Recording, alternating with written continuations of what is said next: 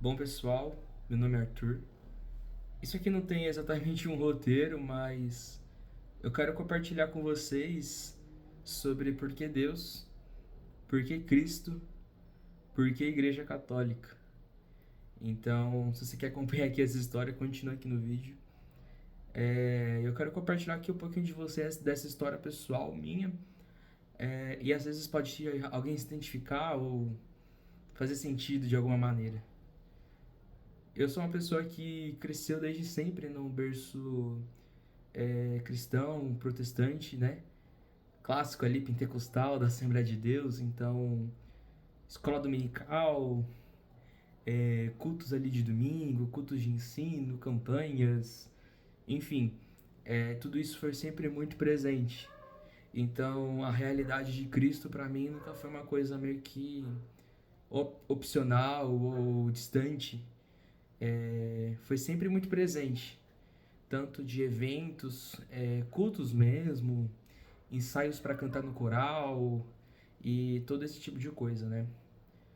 Mas por muito tempo isso foi só uma questão mesmo de uma convivência mesmo. Então eu tinha que ir porque era obrigação, né? Mas não passava muito disso. Não existia muito um propósito naquilo que eu fazia, até porque eu era muito novo, então eu não tinha muito a dimensão do porquê aquilo era muito importante, simplesmente fazia porque tinha que ser feito e vida que segue. Ao longo do tempo, né, quando ali nos seus 12, 13 anos, você começa a passar por muitos processos e você quer ter a sua própria identidade, né? Então, você não quer simplesmente ser aquele reflexo da sua família e tudo mais. Você quer ser você, né? E ainda mais eu, que sempre fui muito intenso nas minhas coisas e tudo mais. Então, quando criança, principalmente, eu era muito fechado, muito no meu canto, mas ao mesmo tempo muito observador. Então, pra mim, replicar algo não fazia sentido simplesmente porque eu tinha que fazer. Aquilo tinha que ter um propósito, uma intenção muito clara na minha cabeça. Tinha que ter um começo, meio e fim extremamente claro para aquilo que eu replicasse e fizesse de fato um verdadeiro sentido.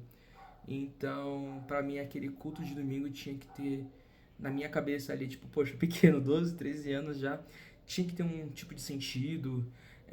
Aquilo precisava de fato ter um propósito, né? Enraizado naquilo. E naquela fase eu não enxergava isso muito, não. Eu ia porque tinha que ir, e aquela coisa toda, né? Mas não tinha muita opção, enfim, e acabava seguindo. Até que, enfim, chegou por muitos motivos e tudo mais, acabei desvinculando ali daquela denominação que era no qual eu não tinha nascido, né? Cheguei aí pra frequentar outro lugar, outra igreja pertinho de casa. Fui conhecendo jovens daquele lugar. Enfim, aí, tipo, eu que até então era uma pessoa muito observadora, mas o tempo todo muito fechado, não queria ali ter a convivência com as pessoas, comecei a me aproximar mais.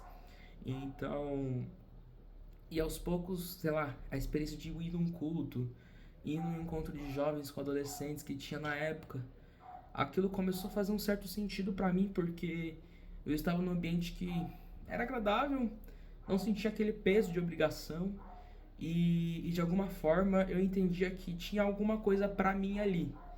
Porque quando eu era mais novo e ia naquele ambiente de sempre, eu olhava e eu não sentia que tinha algo pra mim ali.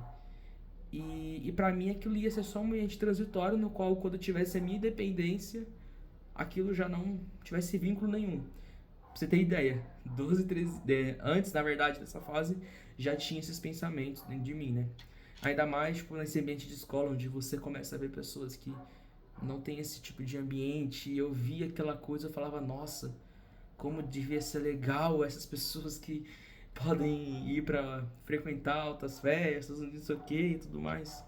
Mesmo sendo uma pessoa que não gostasse desse tipo de coisa, mas enfim, sempre parece que a grama do vizinho é mais verde, né?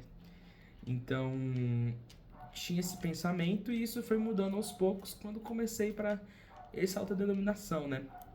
E foi ali que eu comecei a sentir de fato que Cristo foi me chamando. Hoje, depois de tudo que eu passei, eu entendo que ele sempre me chamou. Eu tenho lembrança de criança que eu percebo claramente a mão de Deus lá. Mas foi entender, tipo, isso muito tempo depois, né? Mas enfim, nessa época ali, já dos meus 14 anos, 15 anos mais ou menos, eu já comecei a ter uma percepção um pouco mais real de Deus. A partir daquele momento eu fui entendendo, não, tem alguma coisa pra mim nesse lugar. Tem alguma coisa pra mim, sabe?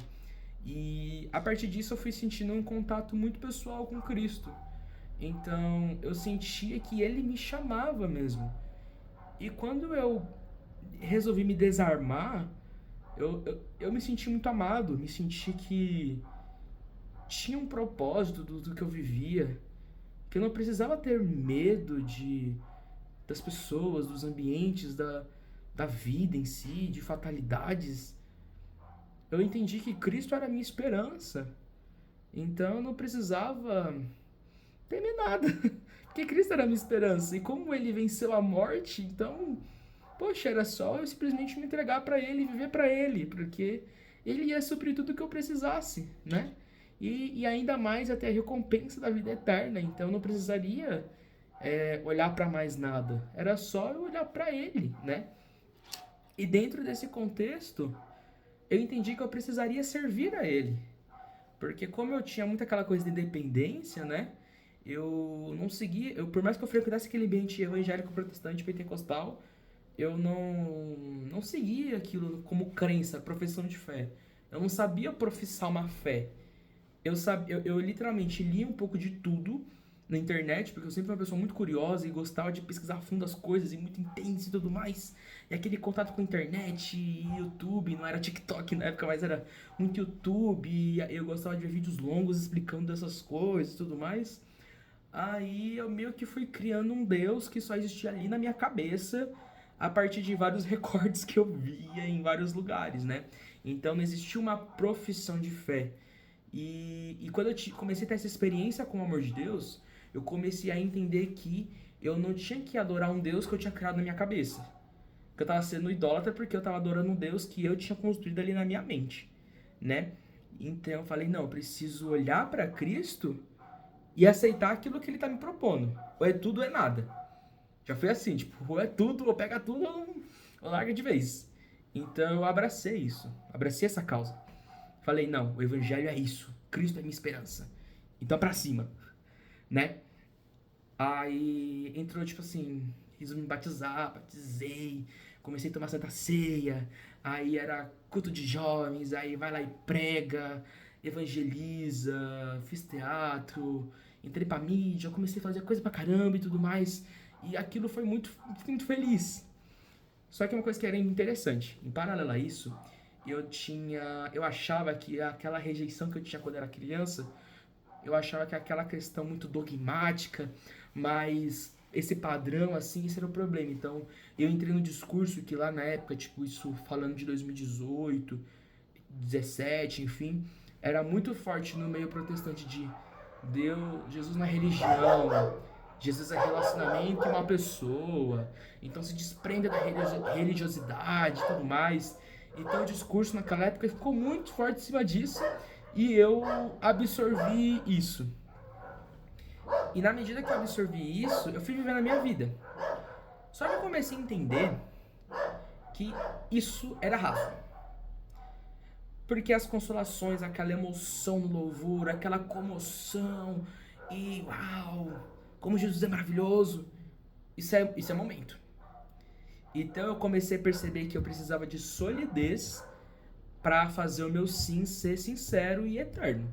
Porque se eu não tivesse solidez na palavra, naquilo que ele queria para mim, aquilo seria encontro de adolescência, e quando a gente de fato entrasse ali na vida adulta e tudo mais, qualquer coisa que deixasse mais emotivo ou sei lá, já ia me puxar para outro canto.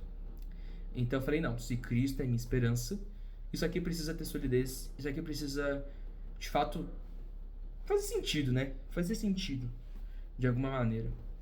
Por mais que seja espiritual e místico, tem que ter uma lógica que você consegue ver nas coisas criadas, você consegue ver pelaquilo que o próprio homem cria, né? E nisso eu fui pesquisando e tudo mais, eu percebi, poxa, esse discurso de Jesus não é religião, não tá batendo muito não tá ficando legal. Eu percebia que quem professava muito esse caminho ou tava indo pro lado meio desigrejado, enfim, a coisa não vingava. Então eu falei, não, para ser solidez precisa ter algo estruturado, né? Tá. Em paralelo a isso, a questão política e ideológica em ambiente escolar e tudo mais começou a se fazer muito presente. Então, eu percebi que eu precisava de referências, né? Então, em paralelo a essa questão da religião e no outro paralelo essa questão ali de, poxa, eu preciso de referência cultural e tudo mais, porque eu via, por exemplo, em ambientes de escola professores com discursos ideológicos e tudo mais, e eu não concordava com aquilo. Eu falei, mano, não tem Deus nesse negócio, mas ao mesmo tempo eu não conseguia rebater. Não, na verdade, a intenção nem era rebater para gerar discussão, não. Era para mim mesmo, porque para mim fazia sentido, né? Tinha que fazer sentido. Aí então eu comecei a acompanhar pessoas que professavam ali um pensamento mais conservador, um pensamento mais que eu achei mais lúdico e que fazia sentido, né? E tudo mais. E em paralelo a isso eu comecei a ver várias coisas e tudo mais. E uma coisa que foi muito interessante é sobre a questão da relatividade. Comecei a perceber, cara, tem que ter uma verdade. Não tem como eu falar que essa parede é marrom, o outro falar que ela é verde e simultaneamente estarmos certos. Ou eu estou certo, ou o outro está errado, ou nós dois estamos errados e alguém lá de fora está certo que, enfim, sei lá. Mas ao mesmo tempo dizer coisas divergentes e os dois tá certo não tem como, não tem como. Então nesse discurso eu comecei a perceber muito isso. Mas eu levava esse pensamento mais pro lado ideológico, o lado de questões sociais, tudo mais, né? Porque eram pautas muito fortes na época, questão política, votação e era uma loucura naquele 2018 e 19. Só que aí eu comecei a perceber que isso era uma crise na minha fé também. Não tinha essa solidez. Não tinha essa verdade estabelecida ali, com uma certa raiz. Eu entendia que Cristo era o caminho, a verdade e a vida. Mas eu comecei a perceber como a mesma Bíblia, a mesma palavra, gera tanta discussão, tanta briga, tanta divergência, como tem tantas pessoas dizendo coisas tão distintas do mesmo Deus, do mesmo Cristo. E não eram coisas superficiais, mas, poxa, falando sobre salvação, sobre eternidade, sobre o batismo, sobre a ceia, enfim, eu falava, meu, não tem como, porque. E isso foi um choque pra mim, porque eu frequentei o mesmo tipo de denominação, por mais que eu passei por duas, era o mesmo tipo de pensamento, mas como eu comecei a perceber a cristandade, de uma certa forma, como ela pensava de forma muito diversa, e não era simplesmente uma diversidade de dons e carismas. Glória a Deus pelos dons e carismas diferentes, mas eu digo pelos pensamentos concretos completamente diferentes. E eu percebi que, cara, cada um jogando a interpretação do lado do outro, e quem que vai bater o martelo com isso? Quem é que vai falar, você tá certo, você tá errado? Vai ficar esse eterno looping aí de loucura e discussão? Eu falei, não, isso não faz sentido, isso não faz sentido. E eu comecei a perceber, cara, eu preciso ser que nem os cristãos primitivos, preciso ser que nem os cristãos lá, né, dos primeiros séculos, antes das corrupções, antes, enfim, de tudo aquilo, né? Enfim. E uma coisa muito engraçada foi quando eu comecei por um motivo muito louco, eu tive contato com textos patrísticos. Eu brinco que Deus fez esse livro aí cair do céu pra mim, porque estávamos aqui em reforma na minha casa e como a gente ia quebrar uma laje de um cômodo, a gente tinha caixas que ficavam guardado um monte de coisa velha lá na laje, e coisas que eu nunca tinha visto na minha vida. Então lá tinha muitos CDs, cadernos lá das minhas irmãs, coisa antiga. E eu achei um livro lá perdido. Aí eu vi um livro lá, tava até uma dedicatória de um tio meu, que ele é professor de teologia, foi por muitos anos.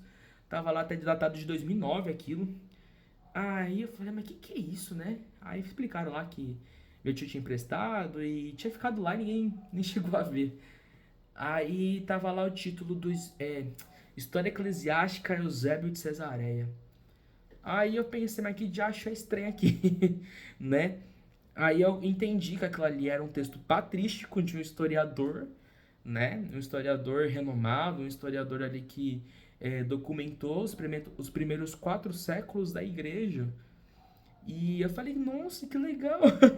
Porque se eu tô tentando ser um cristão primitivo, nada mais que ter o contato com os primeiros cristãos para aprender a ser isso, né?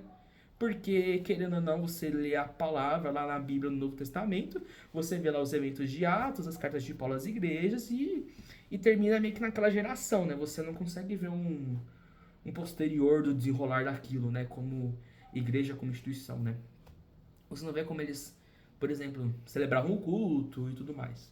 Você não tem uma dimensão muito concreta de como aquilo funcionava, né? Tem as referências porque Paulo advertiu os caras dos problemas que eles tinham, né? Mas, né, fica meio perdido. Então, vai de acordo ali com a sua formação. Não é uma coisa muito concreta.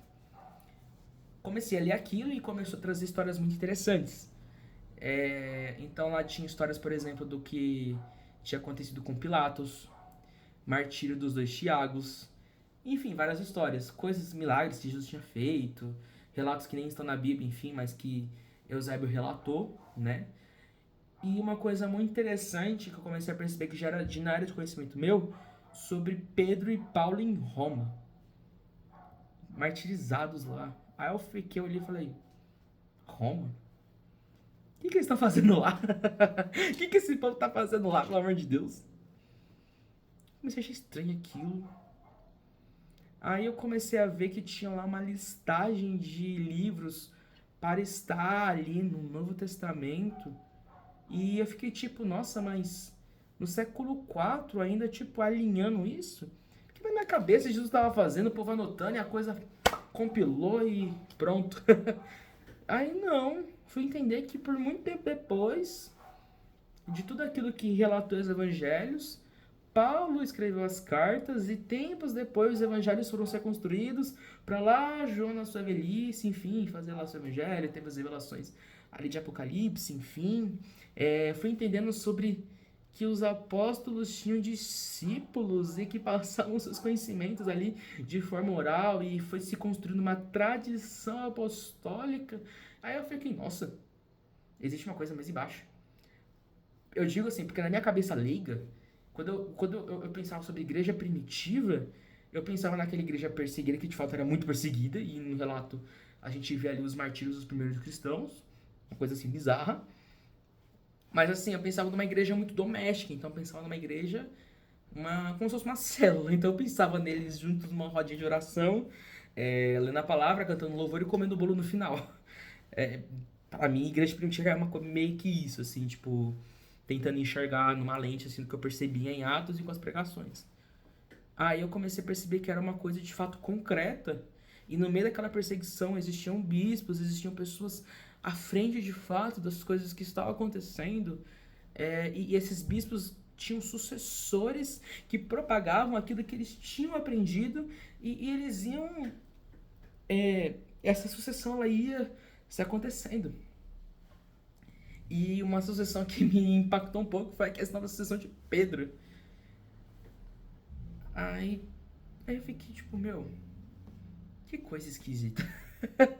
Porque essa igreja não é a igreja da célula, do bolo, do café e a rodinha de oração que eu imaginava. Aquilo me pegou um pouco. E eu falei, nossa, aqui tá até parecendo igreja católica. Até parecendo igreja católica esse negócio aqui tá ficando meio esquisito. Mas releva, né? Às vezes é o inimigo tentando confundir minha cabeça, sei lá. E em paralelo a isso, no qual eu pesquisava as coisas que eu tinha comentado antes, né?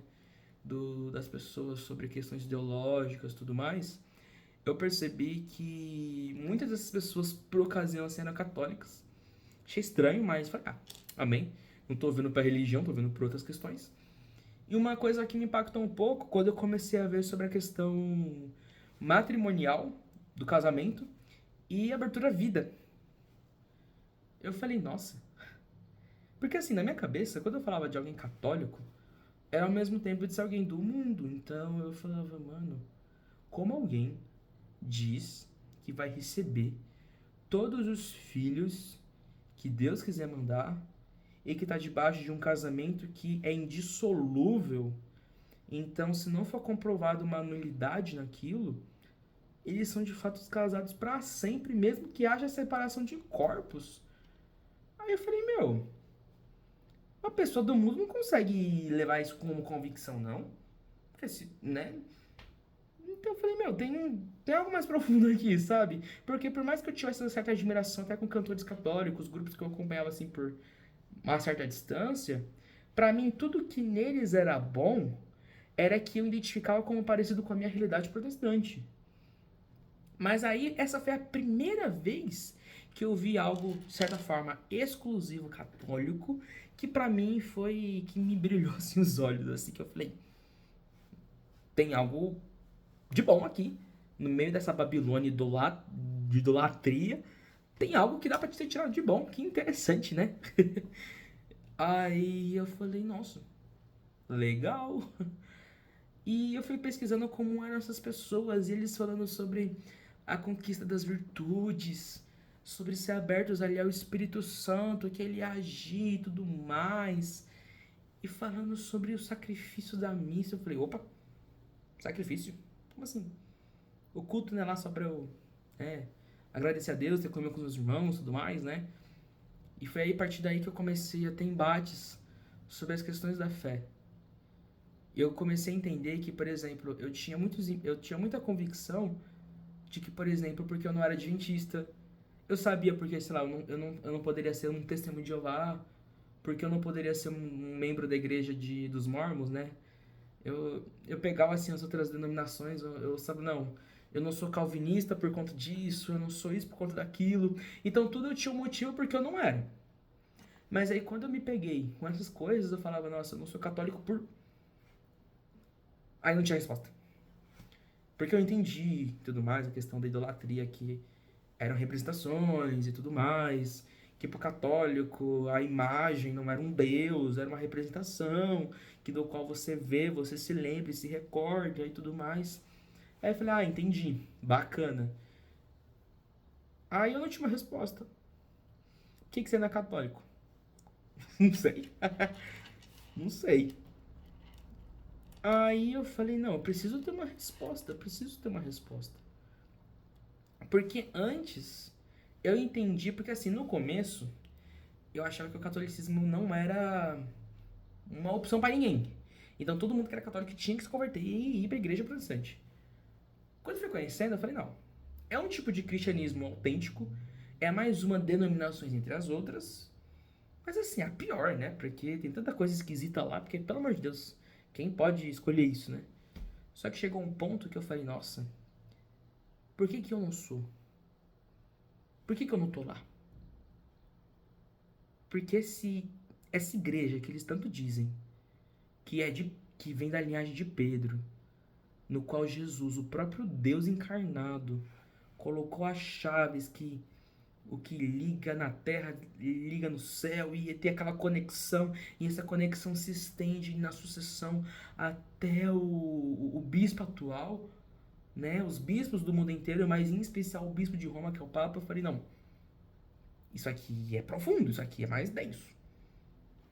Aí eu fui vendo a questão sacramental, o batismo, de fato, como aquele batismo que de fato não era igual ao de João. O batismo de João era temporário, era para anunciar o rei que viria. Então era um batismo de arrependimento. Aí eu falei, não, mas o batismo agora de Jesus é o da remissão dos pecados mesmo, de forma efetiva.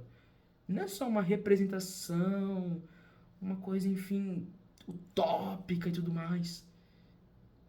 E teve a questão da Eucaristia. A questão da Eucaristia. Quando eu via eles falando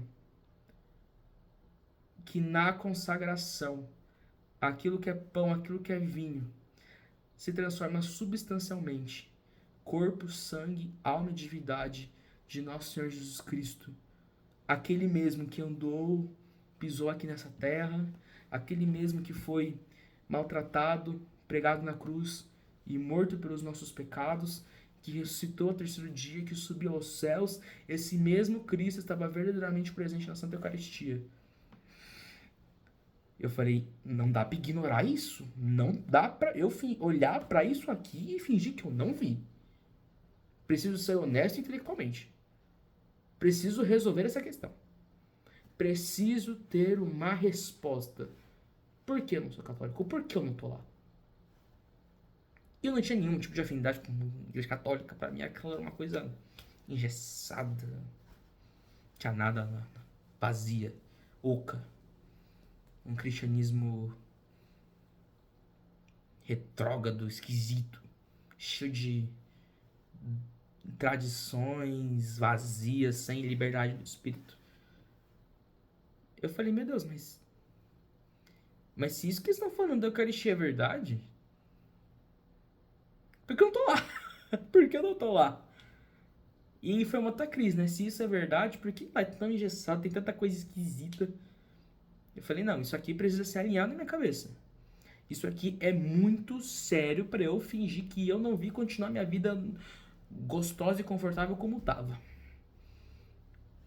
Foi aí que eu arrumei uma encrenca, falei, Deus, me mostra a verdade, mas no fundo era, meu Deus, mostra que eles estão errados pra eu continuar na vida boa que eu tô aqui porque tá ótimo como tá.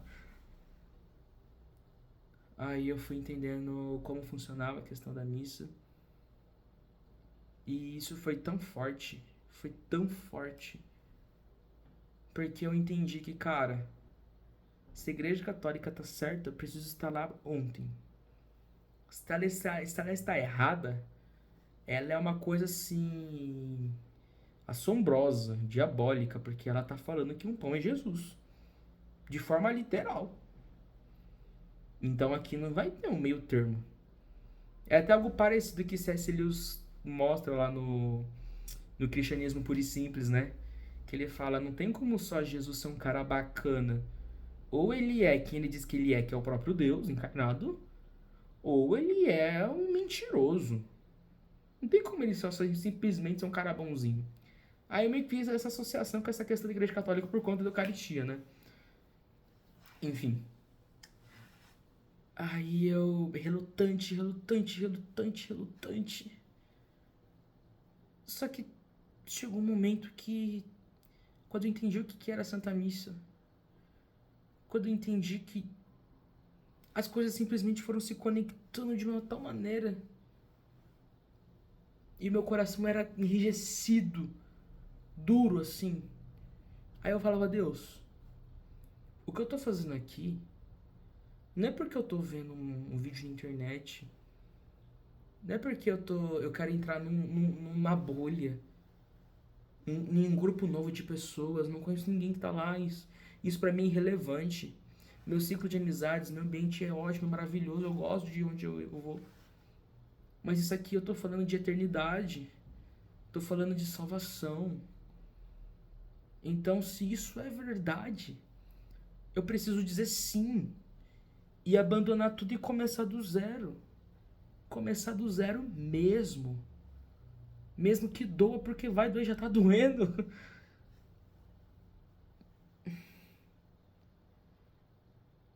Eu lembro que eu tava vendo até um dia o vídeo do... Não um vídeo, não, um louvor ali do Frei Gilson. Que ele canta, né? Tu és o centro da minha vida. E nesse DVD, nessa música, tá tendo uma adoração eucarística, né? Jesus tá lá exposto no ostensório e ele fala, né, sobre Jesus precisa ser o centro da nossa vida. E no vídeo eu olhando aquilo e eu falava, meu Deus, para onde eu irei? Se só tu tens palavras de vida eterna. Aí eu vou para João 6 e vejo uma multiplicação milagrosa de pães e peixes. Pães e peixes que saciava uma multidão. E quando essa multidão voltava e ela não recebeu de volta aquele pão que alimentou a carne, Jesus fala, meu Deus, vocês não estão entendendo o que eu estou fazendo aqui. Aí ele começa aquele discurso do pão da vida, de que não comer da carne dele não vai ter parte com ele, de que quem não bebeu o sangue não vai ter parte com ele.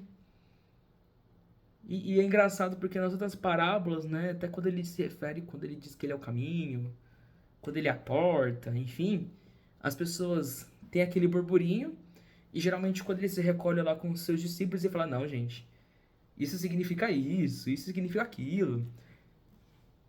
Só que isso não acontece em João 6.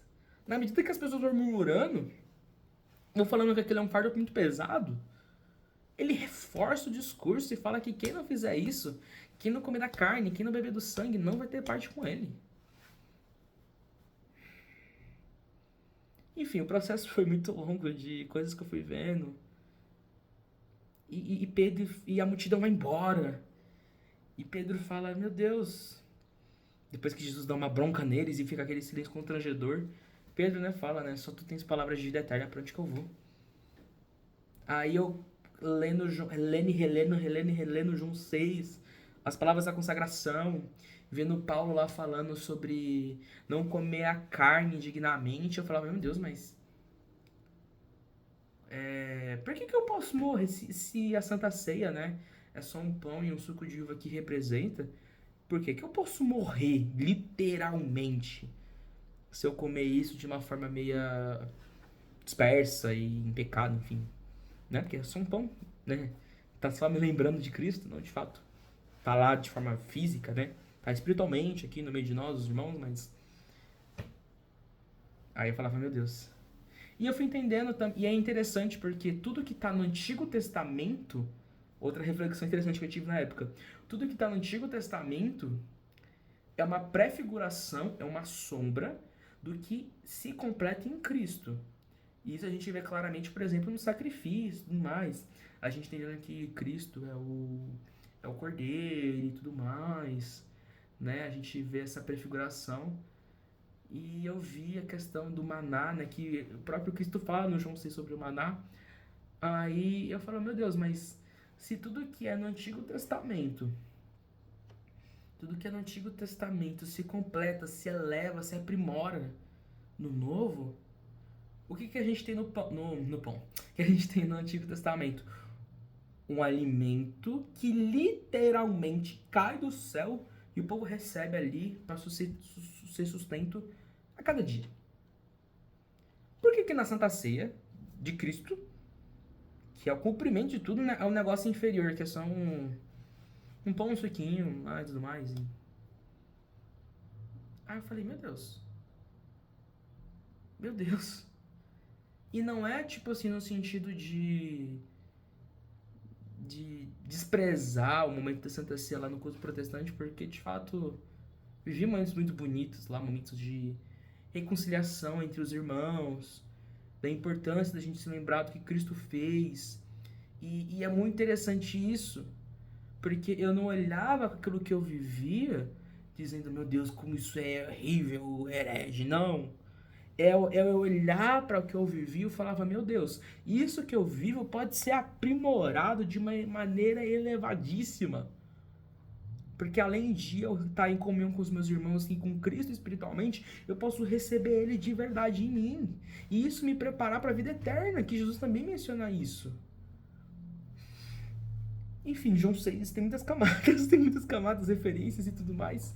Antigo Testamento, aí você começa a ver a prefiguração, por exemplo, do Cordeiro, dessa provisão do Cordeiro no sacrifício de Isaac, que é um sacrifício incruento, porque por mais que Isaac não seja morto naquele altar, ele se doou. Então você entende essa forma incruenta, que é a forma que se explica o mistério da missa, que é o sacrifício de Cristo se tornando presente no altar. Não é um sacrifício que se repete, não é Jesus morrendo de novo, mas é você pegar aquele sacrifício e você ter ele diante dos seus olhos. Porque na palavra fala que o Cordeiro foi imolado antes mesmo da fundação do mundo. Então o que Cristo faz está fora do kairos, está fora do tempo. São realidades eternas. E na Santa Missa, na consagração, feito pelo sacerdote ordenado, pela igreja que Cristo fundou, aquele sacrifício que está fora da lei do tempo se torna presente naquele momento. Então, quando todas essas chaves, essas coisas foram se conectando, coisas que eu via ali de maneiras aleatórias, foram se tornando uma coisa só, eu falava, meu Deus, achei.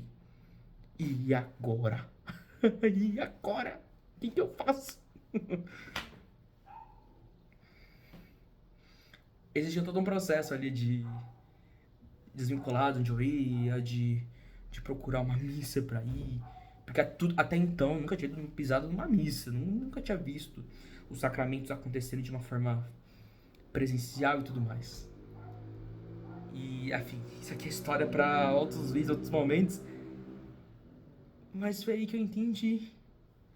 Tudo que eu vivia podia ser elevado, podia ser mais profundo, podia ser real de uma maneira que é como se eu já estivesse vivendo o céu antes da morte, porque eu tô em plena comunhão aqui com Cristo.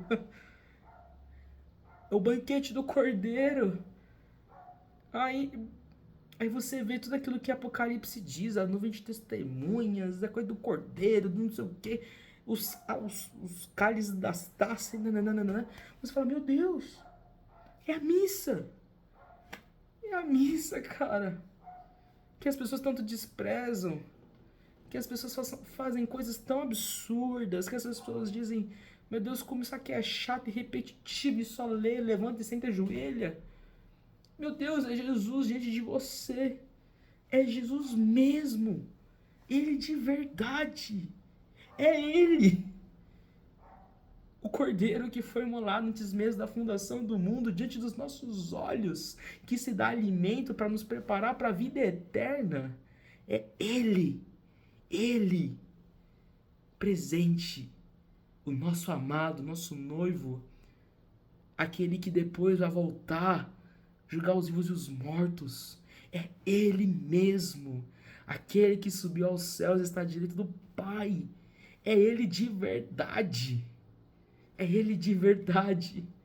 Presente, escondido naquela aparência de pão e de vinho. É Ele mesmo. Ele mesmo.